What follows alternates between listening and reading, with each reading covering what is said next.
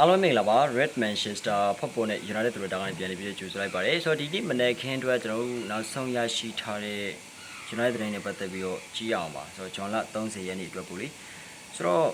ကျွန်တော်တို့ညာကတော့ပြောရမယ်ဆိုလို့ရှိရင် M1 တို့ Rasmus Hojlund တို့ရဲ့အခြေအနေပါဝင် Jadon Sancho တို့ Anthony Santos တို့နဲ့ပတ်သက်တဲ့သတင်းတွေရထားတယ်လက်ရှိလို့ကျွန်တော်တို့ကျွန်တော်ဗီဒီယိုတွေမတင်ဖြစ်ဘူးဆိုဒီအပိုင်းမှာသတင်းတွေရှိနေတယ်ဒါပေမဲ့အများကြီးထူးဆန်းတဲ့ဟာတွေတော့မဟုတ်ဘူးလေဆိုတော့ဒါလေးနဲ့ပတ်သက်ပြီးတော့ကျွန်တော်ဆွေးနွေးကြည့်အောင်ပါဆိုတော့ M1 မွေတို့ရဲ့အပြောင်းအရွှေ့နဲ့ပတ်သက်ပြီးတော့အရင်ဆုံးပြောကြည့်ကြရင်ပေါ့လေလက်ရှိလို့ဒီမှာ Fabrizio Romano ရဲ့ပြောကြားချက်အရဆိုလို့ရှိရင် M1 မွေရဲ့အပြောင်းအရွှေ့ကြာနေတာကပြောင်းရွှေ့ကြီးတက်မဟုတ်ဘဲနဲ့သဘောတူညီမှုရဲ့ဒီဖွဲ့စည်းပုံဘယ်လိုပေးရှိမလဲပေါ့ပတ်စံဘယ်လိုပေးရှိမလဲငွေပေးရှိမှုစီကံချက်တွေအရေးကြပေးရှိမှုတွေရွယ်ကူတဲ့ဒါမှမဟုတ်ခက်ခဲတဲ့အပူစုကြီးတွေကိုဘယ်လိုပေးရှိမလဲဆိုတဲ့အချက်လက်တွေပေါ်မှာဆွေးနွေးနေကြတာဖြစ်တယ်ပေါ့ဗျာနှစ်သန်းစလုံးဟာသဘောတူညီမှုရဖို့အတွက်အသေးစိတ်ရှက်လက်အားလုံးကိုလှုပ်ဆောင်နေကြတယ်ပေါ့လေ United ဘက်ကလည်းနောက်ဆုံးအချိန်ကမ်းလှမ်းမှုတွေပြင်ဆင်နေရဲဆိုပြီးတော့လက်ရှိလို့ဒီမှာ Fabrizio ကနေပြောထားတယ်ဆိုတော့ကျွန်တော်တို့ဘယ်လိုပြောရမလဲဆိုတော့ဒီ MMA ရဲ့အခြေအနေကတော်တော်လေးရှုပ်ထွေးတယ်ဆိုတော့သတင်းတွေကိုကြည့်လိုက်မယ်ဆိုလို့ရှိရင်နောက်တစ်ချိန်ကမ်းလှမ်းမှုပြင်ဆင်နေတာမျိုးတွေသဘောတူညီမှုမရသေးဘူးဆွေးနွေးနေရဆိုတာမျိုးကျွန်တော်ကြားနေရတယ်ဆိုတော့ဒုတိယအချိန်မြောက်ကမ်းလှမ်းမှုကလည်းညံ့ပေချင်းခံလိုက်ရတာမဟုတ်ဘူးဆိုပြီးတော့တိထားရတဲ့အတွက်ဘယ်လိုပြောရမလဲဒီအခြေအနေကတော့ MMA ရဲ့အခြေအနေကတော်တော်လေးရှုပ်ထွေးတဲ့အနေအထားမျိုးမှာရှိနေရပေါ့လေတော့ဆက်ပြီးတော့စောင့်ကြည့်ရမယ်နှစ်တန်းကြားမှာဆိုလို့ရှိရင်ဆွေးနွေးနေကြတာတော်တော်လေးကြာပြီဒီဆွေးနွေးမှုတွေကလည်းခုရှင်ကြီးကိုမပြီးနိုင်ဘူး Brentford ကလည်းတတန်းဆိုရင်တတန်းနှစ်တန်းဆိုရင်နှစ်တန်းရနိုင်တယ်များသူတို့တောင်းလို့ရတယ်များ MMA ရဲ့အပြောင်းအရွှေ့ကနေလူချင်းနေရပေါ့ဆိုတော့အခြေအနေတွေဟာနည်းနည်းတော့လွယ်မရောတဲ့ခက်နေတဲ့ပုံမျိုးလေးရှိတယ်ကျွန်တော် MMA ရဲ့အပြောင်းအရွှေ့အတွက်ကတော့ရောက်လာဖို့မျှော်လင့်လို့ရတယ်ပေါ့ဆိုတော့ရောက်လာဖို့အတွက်လည်းအသင်းမှာကြိုးပမ်းနေတာဆိုတော့ငွေကြေးပိုင်းနဲ့ပတ်သက်ပြီးတော့အသင်းဟာငွေညှစ်ခံရတဲ့ပုံမှာရှိတယ်ကျွန်တော်ဆက်ပြီးတော့စောင့်ကြည့်ရမှာပါ MMA ကလည်းပြောင်းရွှေ့နေတယ် United ကလည်းခိုးနေတယ်ဒါပေမဲ့ Brentford ကတော့သူတို့ကစားမကိုလက်လွတ်ရမယ်ဆိုတာကိုသိပေမဲ့လို့ငွေညှစ်နေတဲ့ပုံမှာရှိပါတယ်ကျွန်တော်ဆက်ပြီးတော့စောင့်ကြည့်အောင်ဗောလေဒီအပိုစုကြီးတွေပိုင်းနဲ့ပတ်သက်ပြီးတော့လေ Brentford ဘက်ကကြတော့ဒီကစားသမားဒီမှာပွဲ30ကစားတယ်ဆိုလို့ရှိရင်ကစားခွင့်ရတယ်ဆိုလို့ရှိရင်ဘယ်လောက်ပေးရမယ်အပိုစုကြီးဘယ်လောက်ပေးရမယ်ဆိုပြီးတော့တောင်းတာဗျာ United ကကြတော့ကစားသမားရဲ့စွမ်းဆောင်ရည်ပုံအမှုမှမူတည်ပြီးတော့မှဒီအပိုစုကြီး bonus တွေ add-ons တွေပေးချင်တာဆိုတဲ့ပုံစံမျိုးတွေပေါ့ပြီးလို့ရှိရင်အရေးကြစနေမှာတစ်နှစ်ကိုဘယ်နှတန်းပေးမယ်ဆိုတဲ့ပုံစံမျိုးတွေဒီဖွဲ့စည်းပုံကဘယ်လိုပါမလဲဆိုတဲ့ပုံစံမျိုးတွေဒါလေးနဲ့ပတ်သက်ပြီးတော့အသေးစိတ်ဆွေးနွေးနေကြတာပါ Brentford ကတော့နည်းနည်းလေးအကြက်ကင်ရဲ့သဘောမျိုးရှိတယ်ကျွန်တော်တို့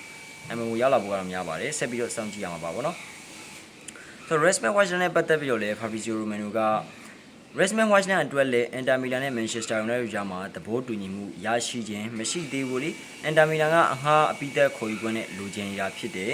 ဒါပေမဲ့ United ကတော့တခါတည်းအပိသက်ရောင်းချဖို့သာအပြင်းထန်အလိုရှိနေဗောလေတကယ်လို့ Manchester United က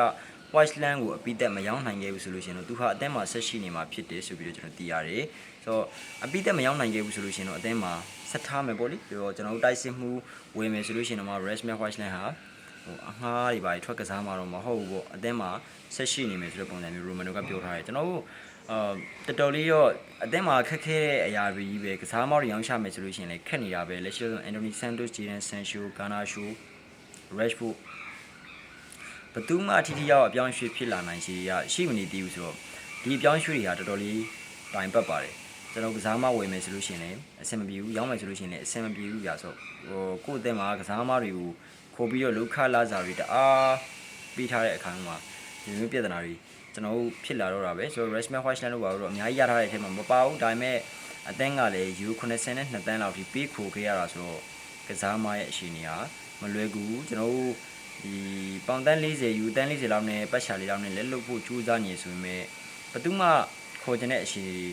ရှိမနေဘူးပေါ့လေဆိုတော့ကစားသမားကလည်းပြီးခဲ့တဲ့ရာသီမှာစွမ်းဆောင်ရည်ကတော်တော်လေးစုပ်ထားတာကိုပရီးမီးယားလိရဲ့တိုက်စစ်ပိုင်းမှာကြည့်မယ်ဆိုလို့ရှိရင်အငြင်းဆုံးလို့တော့မှပြောလို့ရတဲ့အထိကျွန်တော်တို့ Hojlund ရဲ့ဂူပိုင်းပတ်သက်မှုတွေကအားနည်းခဲ့တယ်ကျွန်တော်တို့ဒီအသင်းအဆင်မပြေလို့တိုက်စစ်မှုကတိုင်ပတ်ရတယ်ဆိုလို့ရှိရင်တော့မှဒီလောက်ကြီးအထိအဆင်မပြေစရာမရှိဘူးဗျာဒီလားဆိုတော့ Rasmus Hojlund ဟာUnited ရဲ့စံနှုန်းစံရှင်ဒီနဲ့ကျွန်တော်ကိုက်နေတဲ့တိုက်စစ်မှုလို့မထင်တော့ဘူးဆိုတော့ Hojlund နဲ့ပတ်သက်ပြီးတော့ကျွန်တော်လက်လွှတ်ရမှထင်မပါတယ် Zexi ကတော့ဗျာ Hojlund နဲ့အများကြီးပိုအဆင်ပြေဆိုတော့ Zexi ကအသင်းမှာဆက်ထိန်ထားမယ်ဆိုလို့ရှိရင်အဆင်ပြေတယ်ဒါပေမဲ့ Hojlund ကတော့ကျွန်တော်လက်လွှတ်ဖို့ကြိုးစားရမယ်ကစားမှာပါဒါပေမဲ့ဒီ Inter Milan တို့ဘာလို့ဘက်ကလည်းအမှားနဲ့ပဲခေါ်ခြင်းနဲ့အသင်းဘက်ကရောင်းချခြင်းနေဆိုတော့ဂျားထဲမှာအဆင်မပြေဘူးဖြစ်နေရဆိုတော့ကျွန်တော်ဆက်ပြီးတော့စောင့်ကြည့်ရမယ် Watchland ကတော့အသင်းမှာဆက်ရှိနေမယ်ဆိုလို့ရှိရင်လည်းသူကနောက်ရသည်မှာဆိုလို့ရှိရင်ပွဲကစားကွင်းတွေပို့ပြီးတော့နေလာအောင်မှာပို့ပြီးတော့မှမရဖြစ်လာမှာဆိုတော့အသင်းဘက်ကတော့ဗျာပြီးသိလားအသင်းမှာဒီတိုင်းဆက်မထားတဲ့ဘူးကစားသမားကကစားကွင်းတွေမရအဲ့လိုမျိုးမကစားနိုင်ဖြစ်လာတယ်ဆိုလို့ရှိရင်ကစားသမားတန်ကြီးကပို့ပြီးတော့ကြာသွားမှာဆိုတော့သူ့ကိုတစ်ခုတန်းတို့အမှားချတာမျိုးဖြစ်ပြီးကျွန်တော်လှုပ်ဆောင်တဲ့လို့ဆိုယူဆတယ် Watchland နဲ့ပတ်သက်ပြီးတော့မရောက်ရှာနိုင်ခဲ့ဘူးဆိုလို့ရှိရင်တော့မှကျွန်တော်တို့တိုက်စစ်မှုကြီးခိုးပြီးတော့အသင်းမှာဆက်ထားမယ်ဆိုလို့ရှိရင်အဆင်မပြေဘူးလေကျွန်တော်တိုက်စစ်မှုတရားရောက်လာမယ်Watchland Sexy Obi Martin လို့ရှိမယ်ဆိုတိုက်စစ်မှုက၄ယောက်ဖြစ်နေပြီတစ်ပတ်တစ်ပွဲနှစ်ပွဲလောက်ပဲကစားမဲ့ရာဒီမှာတိုက်စစ်မှုနံပါတ်9နေရာအတွက်ကစားမ4ယောက်လောက်ရှိနေဆိုရအဆင်မပြေဘူးကစားမရဲ့ပွဲထွက်ခွင့်နေပဲကြီးကြီးဘာတွေနဲ့ပဲကြီးကြီးကျွန်တော်တို့ဒီလိုမျိုးလေးရှိရပေါ့လေဆိုတော့ဒီကုန်းနဲ့ရောဘယ်လိုမျိုးရလဲဆိုတော့နောက်တစ်ခုကတော့ Mike Margaret ပေါ်ပြထားတဲ့သတင်းတွေပါဆိုတော့ Anthony ရဲ့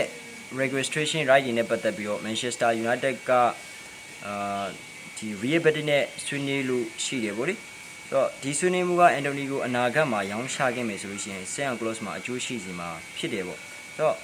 Manchester United ကတော့ဒီ Anthony Santos ကို Real Betis ကိုပေါင်35တန်းလောက်နဲ့ရောင်းချနေတာဒါပေမဲ့ Real Betis ကအငှားပဲခေါ်ချင်နေဆိုတဲ့သဘောမျိုးရှိတယ်ဆိုတော့ Manchester United ဘက်ကလည်းလက်ရှိလို့ဒီမှာမင်းတို့အငှားခေါ်ချင်နေဆိုလို့ရှိရင်တရားဒီပြီးတက်ခေါ်ခွင့်နဲ့ခေါ်ရတယ်ပြီးလို့ရှိရင်တော့အဆင်ပြေရင်ဝယ်ဖို့ဆိုတဲ့ပုံစံမျိုးဒီနေရာမှာ Anthony Santos နဲ့ပတ်သက်ပြီးတော့ရောင်းချဖြစ်ခဲ့မယ်ဆိုလို့ရှိရင်သူရဲ့ Sale Clause ဒီ Anthony Santos နဲ့ပတ်သက်ပြီးတော့ရောင်းချတဲ့အခါမှာ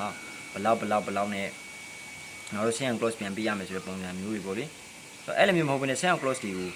ဒီမျိုးကြိုးစားရဆိုလို့ရှိရင်ကျွန်တော်တို့ short ဈေးနဲ့ပေးမယ် Anthony ကိုပေါင်တန်း20လောက်နဲ့ပေးမယ်မင်းတို့နောက်ထပ် Anthony ကိုရောင်းချလို့ပေါင်တန်း60လောက်ရတယ်ဆိုလို့ရှိရင်တော့ငါတို့90ရာခိုင်နှုန်းပြန်ပေးရမယ်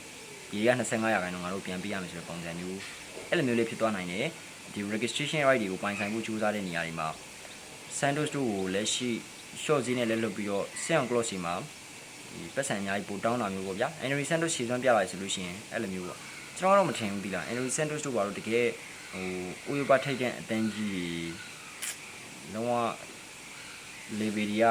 လာပြီးတော့စိတ်ဝင်စားလာအောင် Anthony Santos မှာစွမ်းဆောင်ရရှိပါမလားကျွန်တော်တော်တော်လေးကိုတန်တရားဖြစ်တယ် Real Betis တို့ဘာလို့မှကစားနေလို့ဒါသူအဆင်ပြေတာဗျာဒါပေမဲ့တကယ်ကိုဒီ Atletico တို့ Spain ရဲ့ထိပ်ပိုင်းအသင်းတွေဖြစ်တဲ့ Barcelona တို့လူအသင်းမျိုးတွေ Real Betis တို့အသင်းမျိုးတွေတခြားသောဥယျာဉ်အသင်းတွေကစိတ်ဝင်စားရလောက်အောင်ဒီစွမ်းဆောင်ရည်မျိုး Anthony Santos ပြနိုင်နေဆိုမှကျွန်တော်က Sale Clause ပိုင်းနဲ့ရောင်းချလို့အဆင်ပြေပါလိမ့်လက်ရှိလို့စင်မှာအဲ့လိုမျိုးကြီးတွားလို့အဆင်ပြေပါမလာ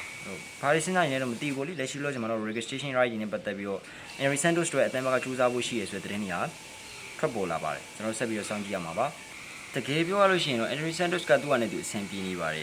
ဒီ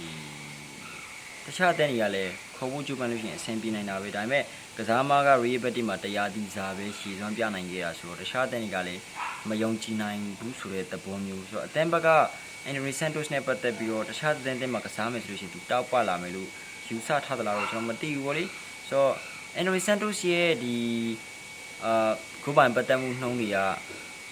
ကသူ agent မှာကစားခဲ့တော့လိုမျိုးတရားဒီမှာဂိုး20ကျော်လောက်ပေါင်ပတ်သက်နိုင်မယ်တွန်းကို30လောက်ထိပေါင်ပတ်သက်နိုင်မယ်ဆိုလို့ရှိရင်တော့ရှားတော့ဥရောပထိပ်တန်းကလပ်တန်းတွေကလည်းစိတ်ဝင်စားလာနိုင်ပြီးတော့ Anthony Santos တွေကျွန်တော်တို့ဖြစ်နိုင်တယ်ဗောလေလက်ရှိလောစင်မှာတော့အတန်းကိုလာပြန်ပြီးတော့ကစားနိုင်မှုတော့မရှိတော့ဘူးကျွန်တော်တို့မှာခွန်ညာတို့ MMO တို့လည်းရောက်တော့မယ်ဆိုတော့လက်ရှိဂါနာရှူတို့ Red ရှူတို့ရဲ့အချိန်ကလည်းဘာမှမသိသေးဘူးဆိုတဲ့အချိန်မှာ Anthony Santos နဲ့ပတ်သက်ပြီးတော့အသင်းဟာဒီမျိုး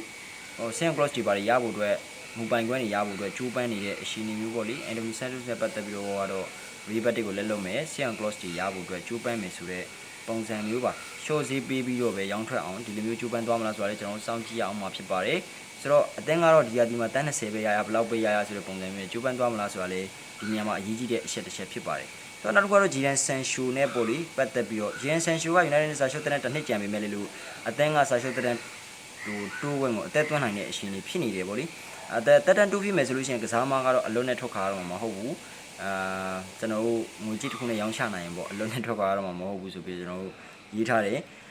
United အသင်းကကစားမကိုအငှားရှာမှာဆိုလို့ရှိရင်လောက်ခလာစာနဲ့ပတ်သက်ပြီးတော့ salary recovery ဘိုင်းနဲ့ပတ်သက်ပြီးတော့ညှိနှိုင်းသွားဖို့ကြိုးပမ်းလျက်ရှိတယ်ပေါ့လေဒါပေမဲ့အပြောင်းအရွှေ့ဂျားခံပုံကူတွေကတော့ကစားသမားကိုအသင်းကနေထွက်စီခြင်းနေရဆိုတာကို တီတီရှာရှာတိထားတဲ့အတွက်ကြောင့်နှီးနှိုင်းနိုင်စွမ်းကအားရောနိုင်တယ်ဆိုပြီးတော့လေမိုက်မာဂရက်ကဖော်ပြထားတယ်ဒါတော့သိကြတယ်